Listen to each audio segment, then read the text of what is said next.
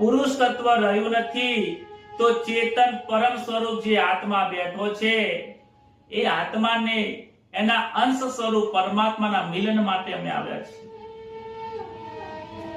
જો તમે અમારો સ્વીકાર નહીં કરો તો આ શુદ્ધ ચેતન પરમાત્મા અંતર જે બેઠું છે એનું શું થશે? તમે અમને સ્ત્રી ધર્મ સમજાવ્યો, આત્મ ધર્મમાં અમે માનીએ છીએ, અમે આશાથી આવ્યા છીએ, અમે હવે ઘરે જવાના નથી. હે પ્રભુ, તમે આવા નિષ્ઠુર ના થશો. તમે તો ગીતાજીમાં કીધું છે કે તમે જે ભાવે મને ભજશો એ ભાવે હું તમને પ્રાપ્ત થઈ જઈશ.